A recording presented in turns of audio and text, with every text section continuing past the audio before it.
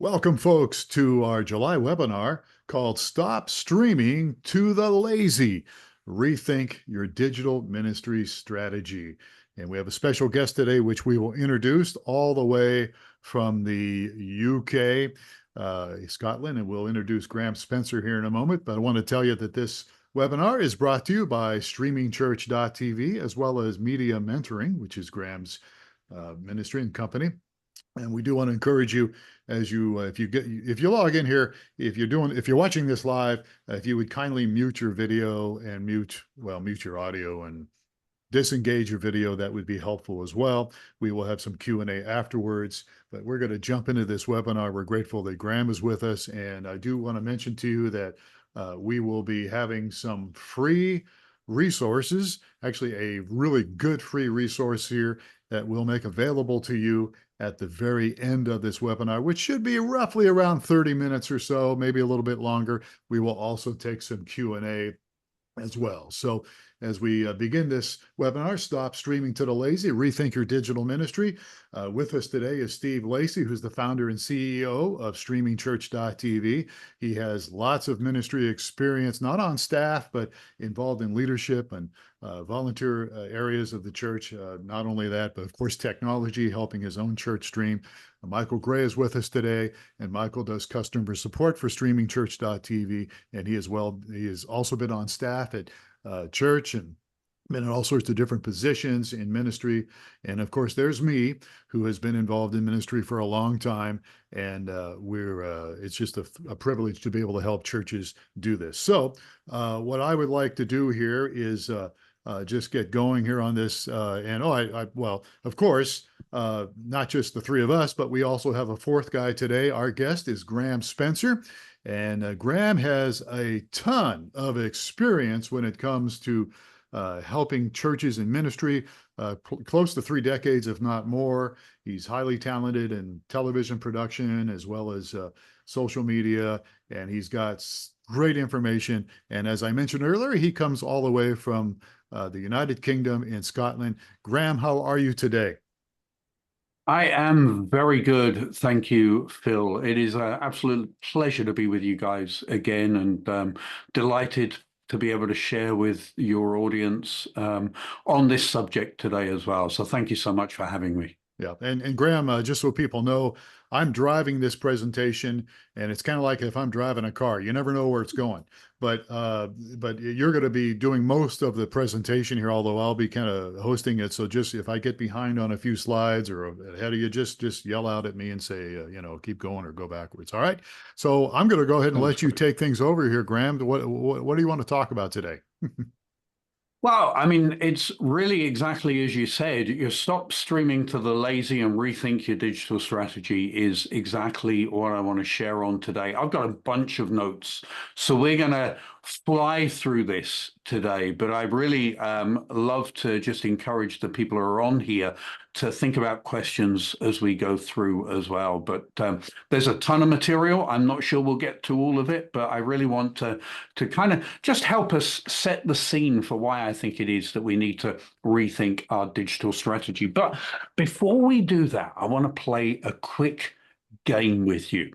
So here's what I want you to do. I want you to imagine that you've got a bow and arrow, and I want you to point that bow and arrow at the screen and let that arrow fly. So there you go. All right. Have you done that? I have. I don't know about anybody else. All right. Fantastic. That's always a problem when you can't see everyone else, isn't it? So, okay, that's great. So you've done that. Now I want you to do it one more time. Are you ready? So if you can advance the slide, Phil, for me. All right. And point the arrow at the screen again and let it fly. All right.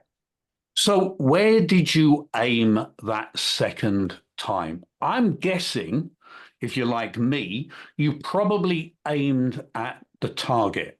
Sometimes we look at a blank sheet of paper and we wonder where we can aim, but then someone gives us a target and we find something to aim at.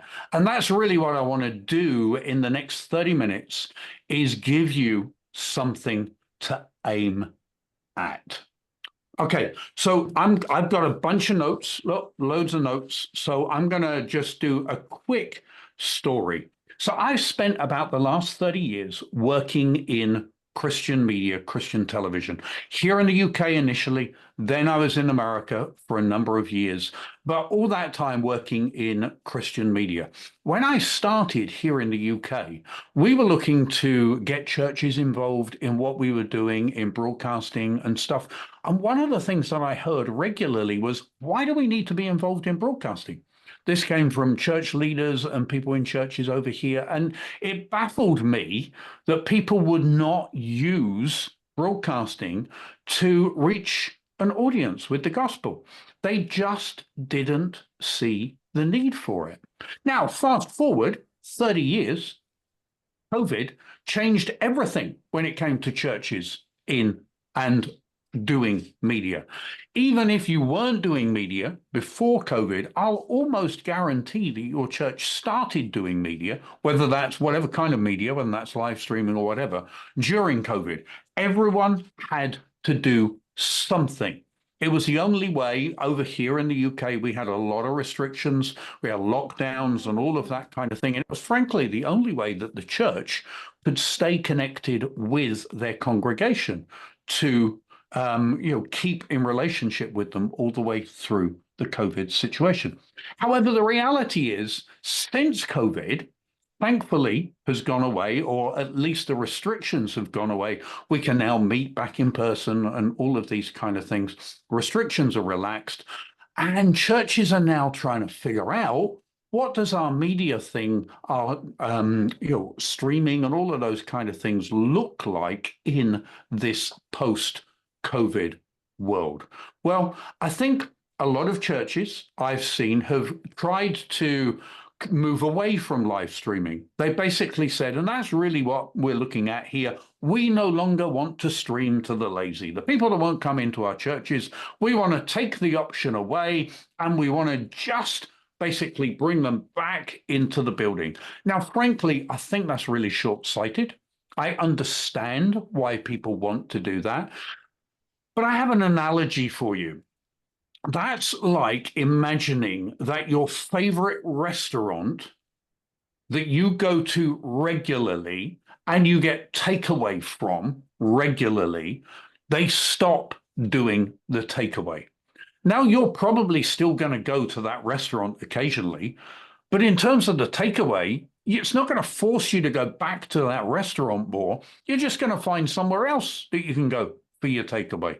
And whether it's your burgers or your wings or whatever it is, you're going to find somewhere else that you can get that. All the pizzas. We had pizza on Sunday night over here. We had takeaway pizza, and it was really nice.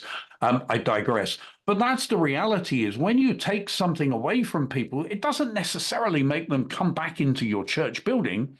Instead, they find somewhere else to consume what they're missing from you. So I've realized that there's a disconnect in how churches use media. So I've got a number of things that I'm just going to fly through here. I'm going to read my notes. See, if I'm not looking at you, I am paying attention to you. But so some people, some church leaders do see it as streaming to the lazy, as we've said. I think some church leaders see it as what I would call a necessary evil. It's something that they have to do, but they're not really sure that they really want to do, but they recognize that they have to do it. Some know that what they're doing could be better, but they don't know how to improve it. And some simply just copy what everyone else is doing. And then they wonder why just taking someone else's model and applying it to theirs just doesn't work for them. But whatever it is, I think the challenge is to figure out what it is specifically for you and your church that's going to work. And that's really what we're going to look at today. My thinking on this is that usually people are approaching this from the wrong perspective. One of the things that we've developed is a tool, and we're going to talk about this later on in the webinar, that will really help churches dig into what the perspective is that they're needing to look at, and how they can answer the questions that they've got about live streaming, how they can figure out whether they should stop streaming to the lazy, or whatever these questions are. So we're going to talk about a tool later. It will give you the ability to think deeply about your what I call digital ministry, which is your online ministry. It will also allow you to find clarity on how you're doing and where you can improve. And then it will give you some tools and some hints and tips to make those improvements. But more on that a little later. In this session, we're going to focus at where digital ministry fits into the church. Now, let me state up front, I am a passionate believer in digital ministry and finding ways to reach people through media. I've spent my entire 30 years of life, my last 30 years of life. I'm not 30, I'm a bit older than that. But my last 30 years of life doing exactly that. However, it does not replace the gathered church. The church and community that you can build is vitally important. But equally, digital ministry can be a huge part of that. So let's start by looking at your church congregation and why digital ministry is something to consider. So I have a question for you. Who is currently discipling your congregation? Who is currently discipling your congregation?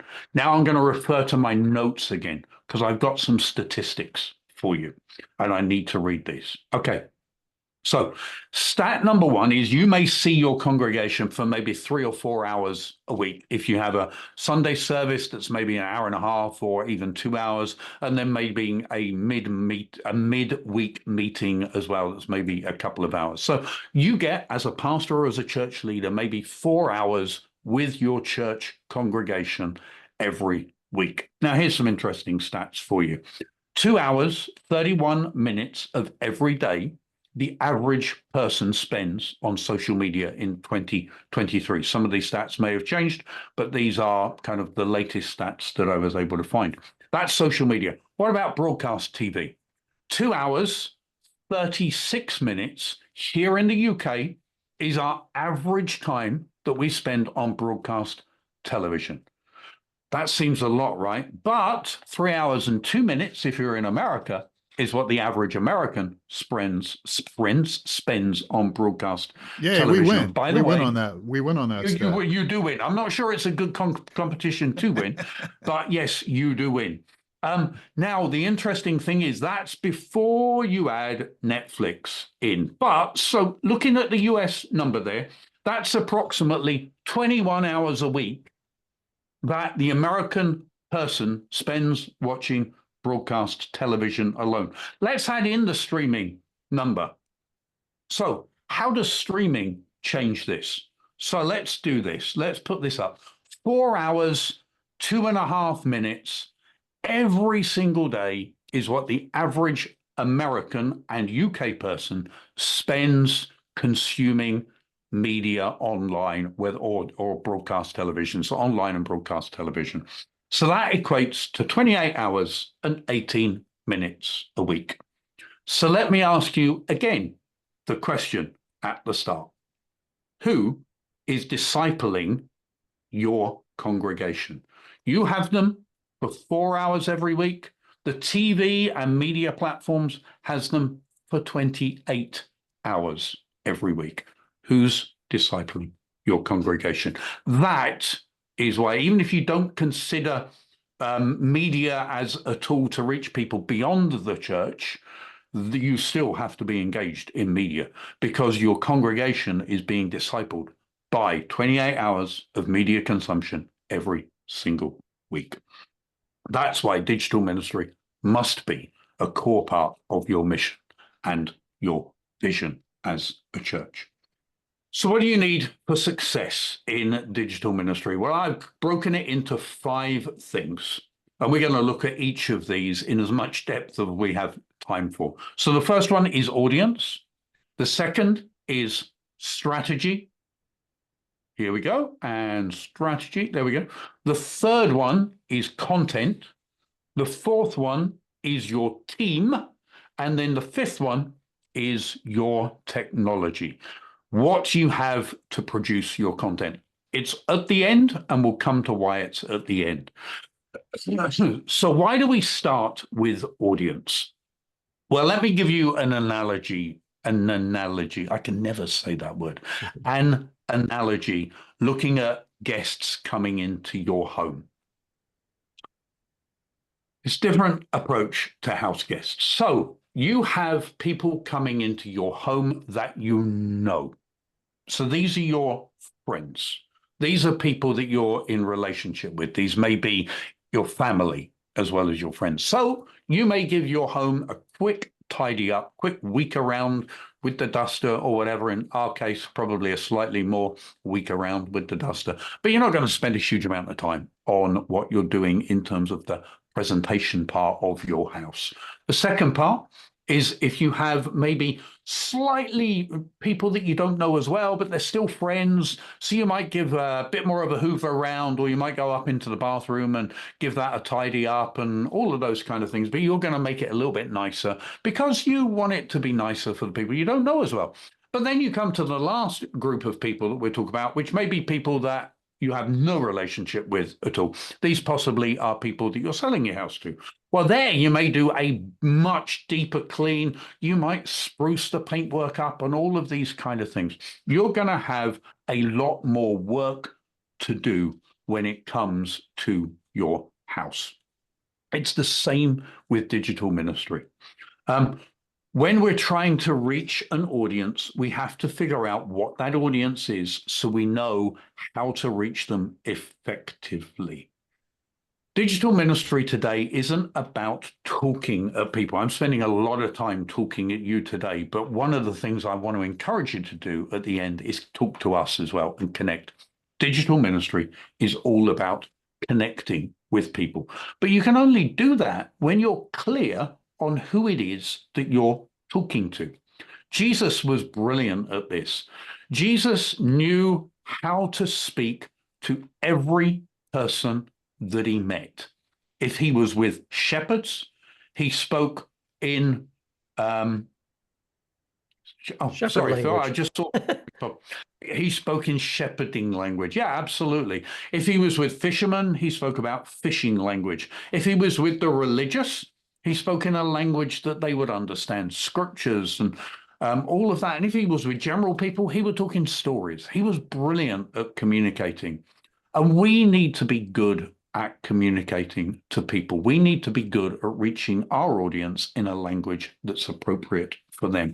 However, most churches seem to speak the same way to everyone. And I don't quite get why that is. So that's audience. Strategy. Now, here's an interesting observation for you.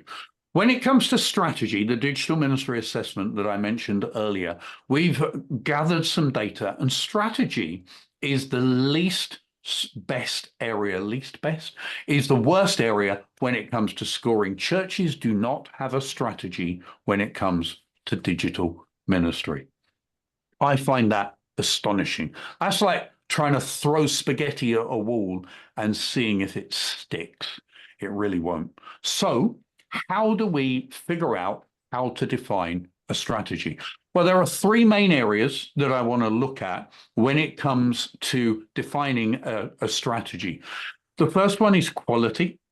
So that's, for example, and again, I'm going to read my notes. If you're focused on your church family as your audience, your quality doesn't matter as much. It's like your house guests.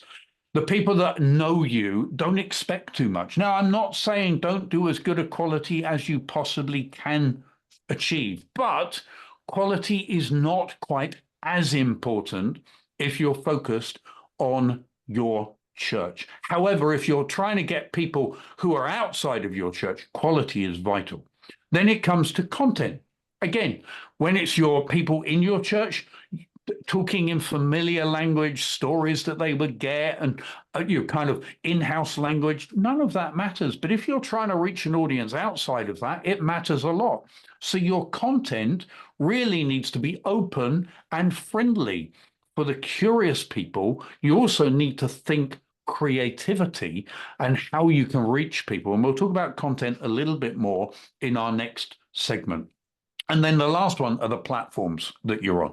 And obviously, we're doing this with the guys here at Streaming Church. And Streaming Church TV, I've looked at what they offer. It's a fabulous platform for you to use as a platform to base your media from. It can be so effective with all of the little add-ons that they've got and the things that they're doing.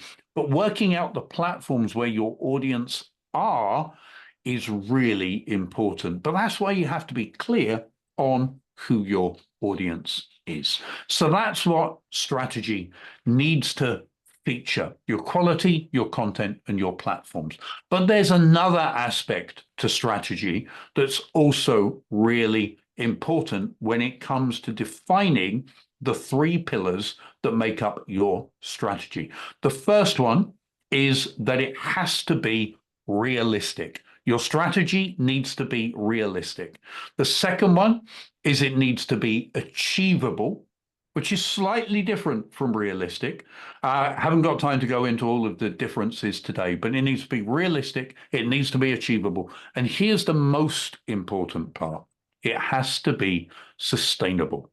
Don't start something in the realm of digital ministry if you can't keep it going. Consistency matters. And consistency comes from sustainability. Again, say so much more on strategy.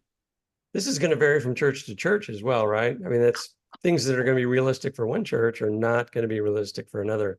So it's going to really be based on the resources that you have and those other things you'll be getting into. Absolutely. And as I say, I can't go into too much on this, but the digital ministry assessment goes in a lot deeper into strategy, how to define it and stuff. And that's one of the reasons that, I'm really encouraging people to dive in on that as well. But yeah, you're absolutely right. Now, there is one other aspect to your strategy that I believe is essential.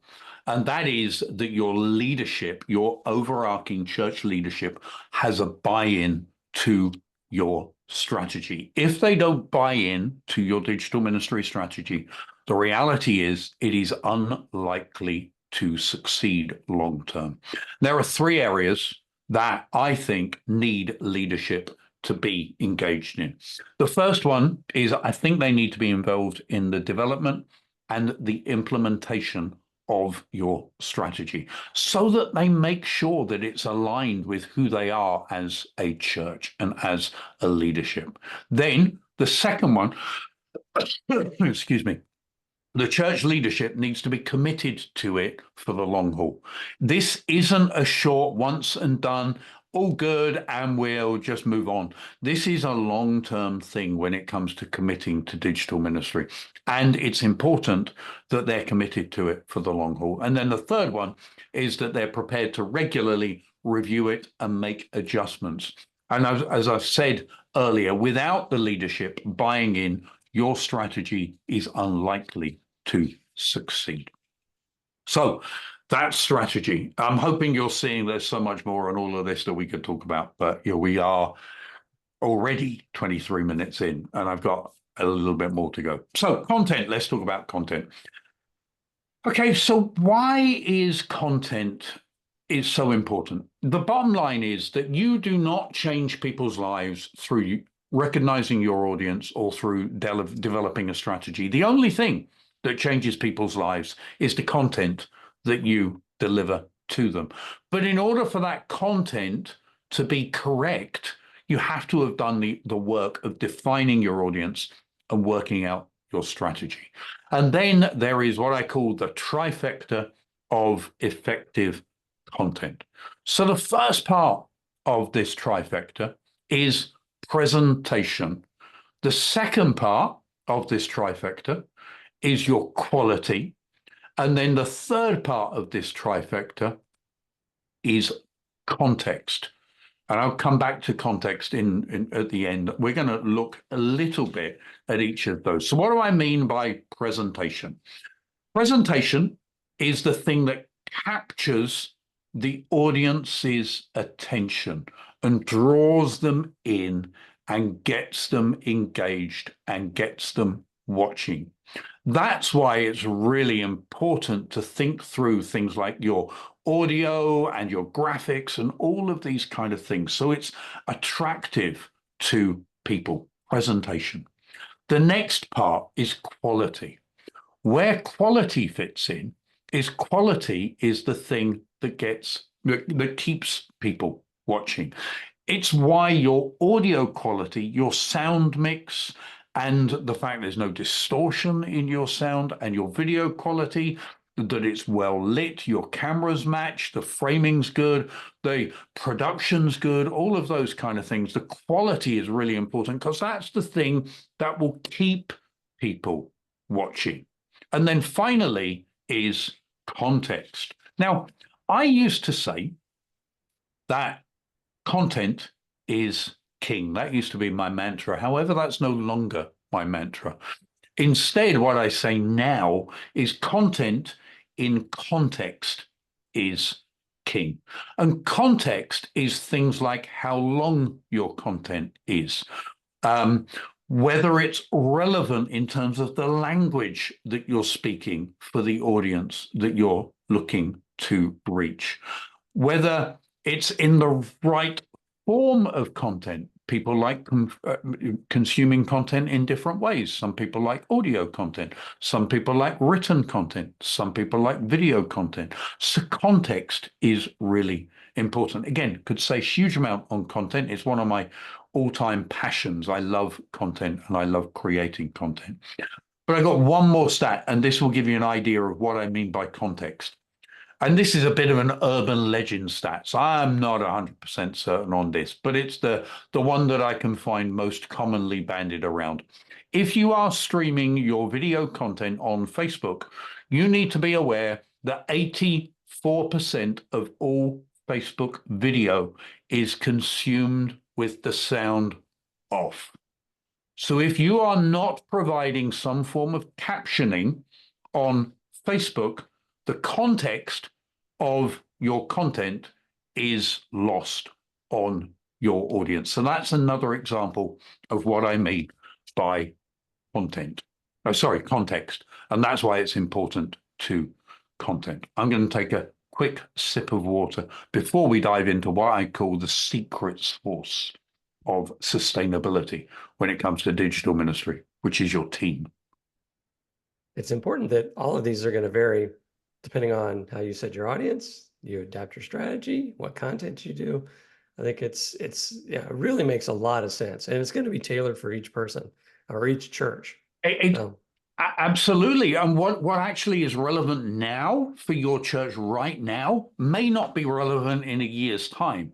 That's one of the things that I recommend when we talk about digital ministry assessment, is that you not only do it now to find out what's relevant for you now, but you come back to it again in a year's time and you do it again and see what after you've made the changes, see how you've grown, see what you've developed, and then see where you are.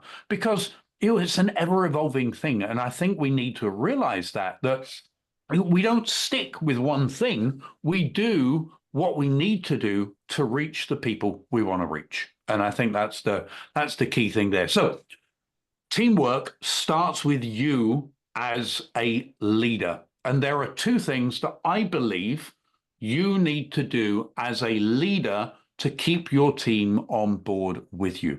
The first thing is you need to regularly share the vision. What we're talking about here is all about the vision for digital ministry. It's your role as a leader to make sure your team understands that and gets aligned with it and are on board with it and serving that vision. And then the second part of what you need to do as a leader is you need to align your team. And that's basically looking at the members of your team and figuring out where they fit in to serve the overall vision best. Now, again, huge amount more that I could say on team. I've got an entire training that I do on how to build a ministry team. But excuse me. But I will say one quick thing. You have to focus on recruitment when it comes to your team. And when you do that, a lot of churches, I believe, have this around the wrong way. They look for people who are competent. And that I understand that we need people who are competent, but that can never be the priority when it comes to building a media team for the long term. Instead, you need to firstly find people that have character. Then you need to find people who are committed. And then finally, you need to find people who are competent. The reason for that, competency is the one part of that you can infect and change the most. You can train people, you can get them competent. You can't necessarily easily get people of character and commitment. So I want you to really understand that when it comes to building a team, focus on character, commitment, and only then competency. I think the best way of showing that is the story of, I can never pronounce his name, so I'm not going to actually read this scripture. Bezalel, the son of Uri. He was the first person in scripture that's talked about being filled with the Holy Spirit. And he was a craftsman, or as I would call it these days, a creative. He was the guy who was tasked with building all of the tabernacle when the Israelites were in the desert. I've just been reading this, and it's absolutely fascinating, some of the things that he was tasked with.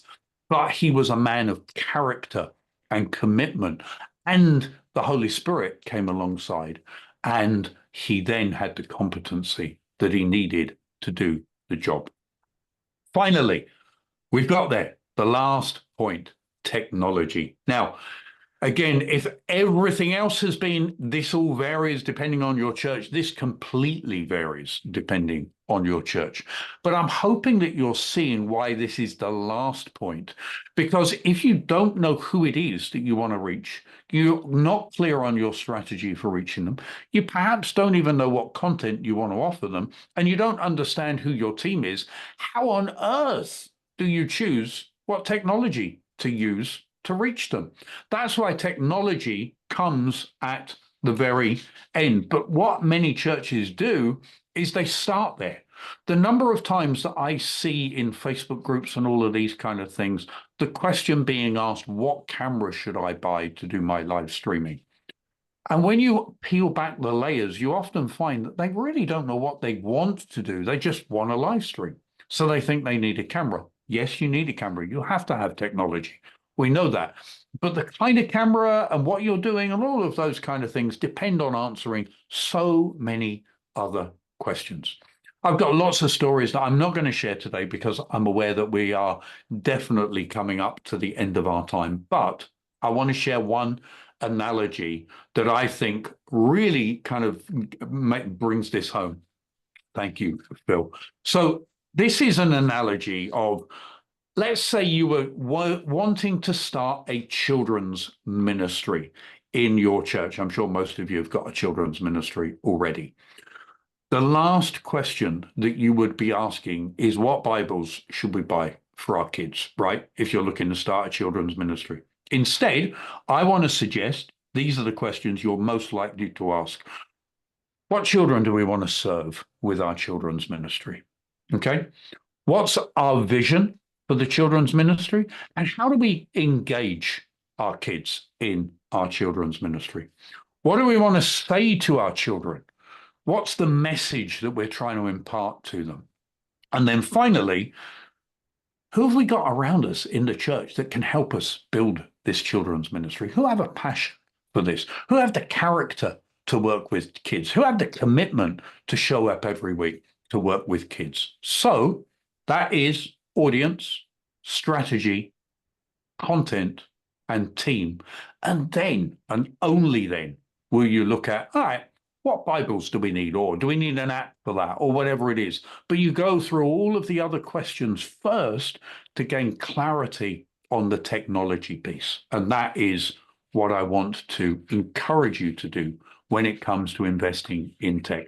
There are two primary things that I want to leave you with when it comes to the technology piece, and two things that I believe you need to consider when it comes in what technology to invest in. You can see them on the screen there. So when it comes to investing in the technology, how will this piece of technology improve what we're doing? And then the second one is, can my team fully maximize the technology that we're going to invest in as well? So those are really my kind of two end caveats when it comes to investing in technology. So that's a really quick overview of these 5 areas: audience, strategy, content, team, and technology. I hope you've seen this as a holistic approach to digital ministry. It really does encompass who you want to reach, how you're going to reach them, your strategy, what you're going to say to them, your content, the team that you need around you to build out this digital ministry, and then the technology that you need to deliver whatever it is that you've got in your mind. Combining these things will help you build an effective digital ministry strategy that you can not only deliver now, but you can sustain for the long term. So, do you want to improve your digital ministry? If so, I have a resource that I know will help you do that. It's called the Digital Ministry Assessment. I've put together this assessment for 3 primary reasons. The first one is to allow you space to think and consider and answer the questions that are in the assessment based on where you are at the moment. The second thing is it will give you clarity on the progress that you're making. By answering these questions, you gain clarity. And then the third thing is you'll get actionable steps that you can take to make a difference in your digital ministry. The assessment is completely free. There's a link on this slide, streamingchurch.tv/assessment. If you go to that link and take the assessment, it's around about 25 questions that you'll go through in each of these areas, and it will give you a report at the end of the assessment. You'll see your results, you'll see how you're doing, but then you can get a report. When you put your email address in, we will email you a personalized report for free that walks you through each of these areas. It shows you how you're doing in each of these areas, and it gives you hints and tips to improve each of these areas. My heart isn't just to show you how you're doing, but it's actually to move you forward. We've had many people take the assessment already, and many people have been really positive about taking the assessment and getting the results. And Steve, I know you've taken the assessment as well. Maybe you could share what you found, in whether it was helpful or whatever, to the audience as well. But that's kind of digital ministry assessment, and I can speak a little bit more about that and give you some kind of quotes from people that have taken it. But Steve, you're here, so why don't you tell us what you thought? I think the main thing that I got out of it was the areas that very little thought had gone into. So, and that was, it really illuminated for me how that we kind of ran to the end zone without trying to figure out what plays we were going to call, and kind of it pointed out to me, after getting the assessment back, that there's been going about this the wrong way. So that, that a lot of people, a lot of churches jump right to equipment and where they're going to stream and things like that without thinking anything about what's the mission of who's my audience, what's my strategy to reach that audience, how am I going to adjust my content. And we talk about a lot of that content adjustment here with Streaming Church, but it was a very valuable resource. It's completely free. And I thought it was nice that it gives me a score in basically those 5 different areas, kind of lets me know where I'm at. Or as a church or as a ministry. So it was very insightful. And then what happens after you take it? Cool. You get a result. What do you do with the result? Do you just go on your own and try to figure it out, or is Graham Spencer available? Yeah. So Graham Spencer is available, and I am actually at the moment working on an e-course that will go alongside this as well. It's not ready yet, But anyone that has taken the assessment is more than welcome to jump on a free call, and we just talk through the results of it, and we'll give you some insight there into that as well. But one of the things a number of people have said to us on those calls is, I really wish there was a course that I could do that would take me through how to make the changes that you've told me that I need to make. How do we do that? So that's in process. At the moment, we're not quite there yet, but obviously if you take the assessment, as soon as that e-course is available, everyone will know that. But absolutely, I'm here to help, and I'm here to help in any way I can. My heart really is to help churches get better at using media. That's why I started media mentoring. That remains my passion, and I know the digital ministry assessment can be one of those tools in that as well. Yeah, absolutely. Okay, so we want to get to some Q&A here real quick. And if you missed this website, it's streamingchurch.tv/assessment to take the digital ministry assessment. I'll put that back up later. Do want to remind you that we have other resources available. One of them is our newest one called Daily Dive 365. Unleash the full power of your sermons. You can this is something that can create devotionals for you, podcasts for you, as well as some social media things. But we have other things like the Church Solutions podcast, which we've had Graham on last month, I believe. And then there's the blog at blog.streamingchurch.tv. And of course, there's streamingchurch.tv. That's us. Coming up, we are going to have another webinar next month. We do one every month. And that next webinar is, oh, wait, we want to hear from you. What would you like? We've got some ideas on what we're going to do, but we would like to hear from you on what you might want us to talk about in the future for future webinars. So just let us know by sending us an email, support@streamingchurch.tv, and we will do that. All right, time for a little bit of Q&A here. You've said a lot of great things, Graham, and I'm just wondering that maybe we've got some people that might have some questions.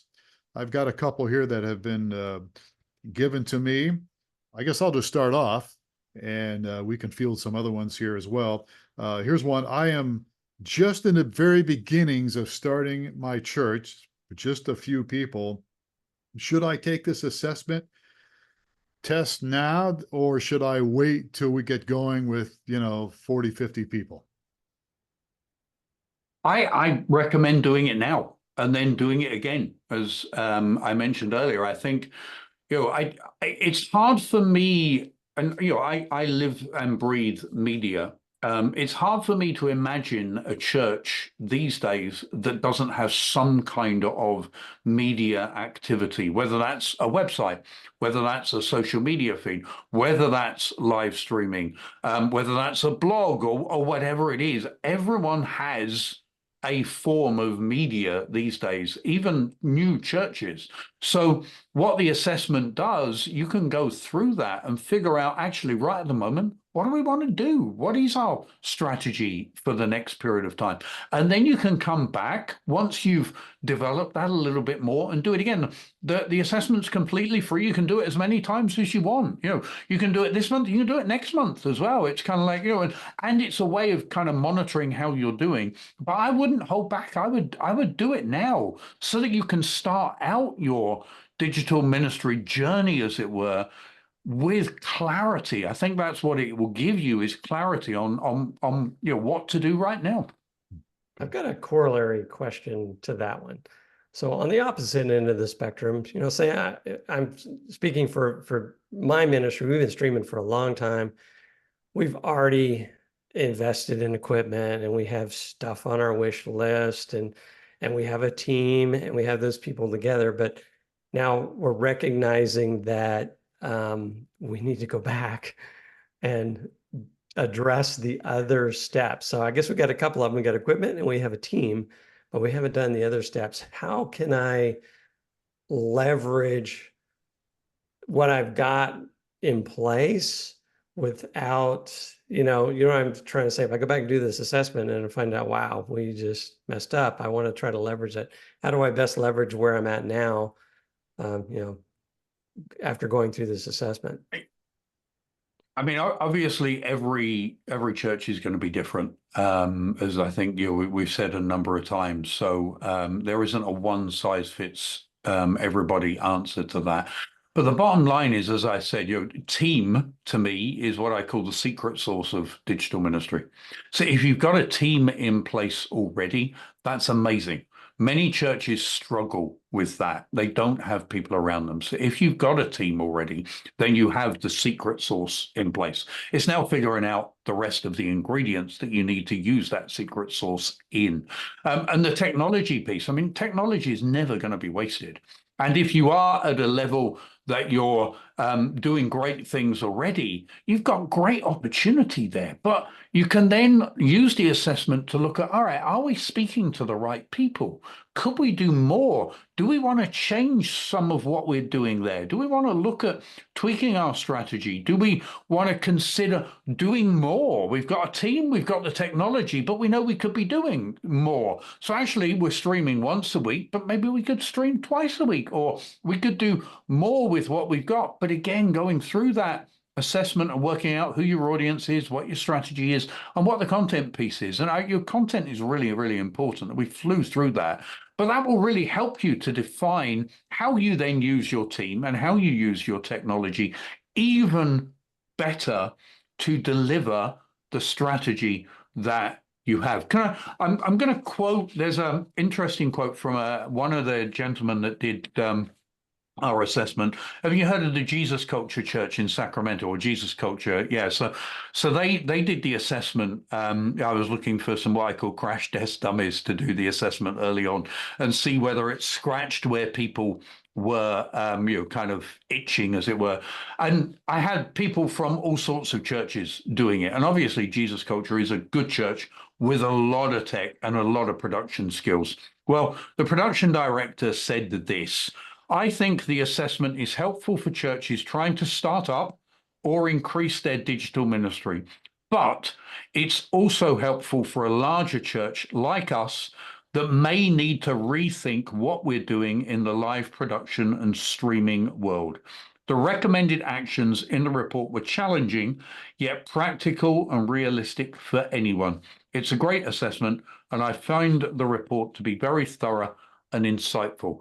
So there's something in this for everyone, irrespective of where you are. I think you'll get value out of it. Does that answer your question, Steve? Yeah, I think so.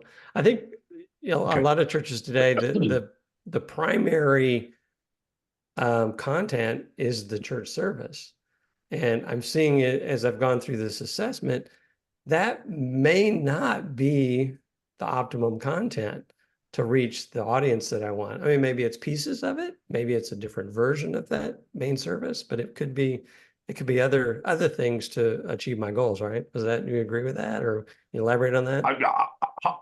I 100%, absolutely. And I think, that's one of the things that you guys are doing is, by some of these tools that you're developing to, take that Sunday morning service and clip bits out of it that you can use on social media throughout the week. And I think it's a fantastic service that you guys are offering there as well. But yeah, absolutely. I mean, I was talking to someone not long ago about why are you not doing like a weekly Bible study online with your congregation? That you could do that. You've got the technology, but you can engage people in a different way. You can do a much deeper dive than you can on a Sunday morning. Or why not do an online prayer meeting once a week, or whatever? Yeah, there's multiple ways that you can use technology more effectively, but it does come back to defining who you want to reach and then what the strategy is for reaching them. But you're 100% right. Streaming a live service may just be one part of that, but it can be a really significant part of that, but it can also give you lots of content that you can then use in other ways. And you guys are providing resources for people to do that. And Graham, the last question I've got here that came in, and I think I know the answer to this, but the question is, well, does this assessment only apply for people doing streaming video? What if my church doesn't do streaming video? Can we do the assessment? Can we still do it? Will it still help us? Oh. Absolutely. Streaming video is a big part of, I believe, where churches need to be considering, in terms of reaching people, but it is not all about streaming video. So if you have a website or a social media platform, you still have to. A friend of mine builds websites, and I was reading something that he said, and his number one thing that he prioritizes when he builds websites for churches is, who's your audience? So again, it's like all of these things, this five-pronged approach comes into play, whatever you want to do when it comes to what we call digital ministry, online ministry, whatever that is, whether it's social media or websites or blogs or podcasts or whatever. I think there's value in it for everybody. Okay. So we've gone a little bit over. Actually, the webinar itself didn't go over too far, but we've done some Q&A here, which I think is very good. So I do want to just come back here and say, take the digital ministry assessment. Here's how you can do it. Go to streamingchurch.tv/assessment. See it on the screen here, I hope. And it's brought to you by streamingchurch.tv and, of course, Media Mentoring, which is Graham Spencer's group. Graham, I think we're done here. We sure appreciate you spending some time with us today. It's been a pleasure to be with you, and I think I would just encourage all of your webinar participants to do the assessment, but then also use the great resources that you've got here at Streaming Church as well. I mean, I think, as I mentioned earlier, I think what you're building out is that kind of suite of resources that can be so valuable for every church when it comes to digital ministry. So I definitely feel a connection with you guys, and we've talked offline about that as well. And I'm delighted to be able to serve you, and I'm really, really encouraged to see what you're doing to serve the body of Christ around the world as well. So it's been a pleasure being with you. Well, we're grateful for you. And one of the reasons you're with us today is we recognize that on you. We recognize your unselfish sacrifice to help people and to help ministry and to help people find God. So again, thank you so much. And we're going to wrap it up here. If you want to get a hold of Graham, you can certainly just reach out to us. Since for the sake of time here, just go to streamingchurch.tv and we'll forward your information over to Graham and again, take the streaming assessment. And we're done here. Thank you so much for those of you watching. And this has been recorded. So there's, I'm sure, a number of you that are probably watching this a little bit later. You can still reach out to us anytime.